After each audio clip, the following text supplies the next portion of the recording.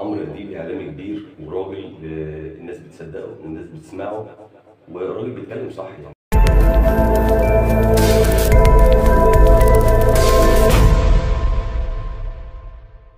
السلام عليكم، كل سنه وانتم طيبين. من شويه قاعد مع جماعه اصحابي كده بنتفرج على التلفزيون، فشفنا الاستاذ عمرو اديب وهو بيتكلم مع الشعب المصري قبل دخول شهر رمضان الكريم، بيوصي الناس على بعض. يعني ناس عندها مشاكل اقتصادية، في ناس مستواها نزل فبتعاني الفترة دي، وقال بالنص كده، مش من غير ما ندخل في تفاصيل روسيا وأوكرانيا، ومن غير ما ندخل في تفاصيل، نقف جنب بعض ونساعد بعض. يعني ممكن تاخد شوية رز لواحد صاحبك تقول له أنا عملت حسابك، أصل أنا دول جم زيادة معايا، كرتونة زيت، أنا ممكن يجي لي إيه، ممكن مش عارفة ايه. بس الحقيقة والله انا مش بصدق الاستاذ عمرو اديب خالص، والكلام مش من قلبه خالص.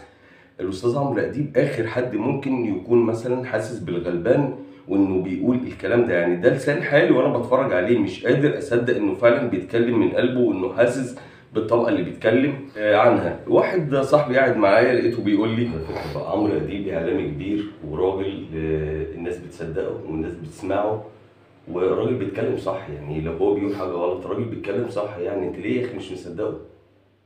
ده رايي.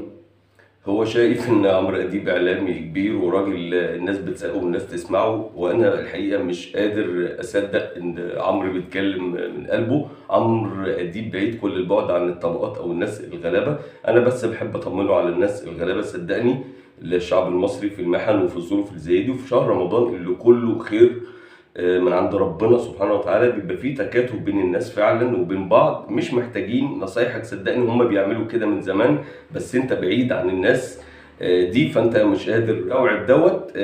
صاحبي اللي كان موجود معايا شايف ان الراجل كويس وبيتكلموا على الناس والغلابه، والناس تساند بعض وتقف جنب بعض، خاصة في الشهر الكريم. وإذ فجأة عمرو ينقل من الموضوع في لحظة ويدخل على قصة لاعب مغربي متهم حاجه زي كده بواحده في لحظه طلع من القصه اللي يعني المؤثره، انه بيتكلم عن البسطاء والناس الغلابه والناس اللي عندها مشاكل ماديه. في لحظه دخل في قصه تانية. مش قلت لك يا عم مش من قلبك؟ السلام عليكم.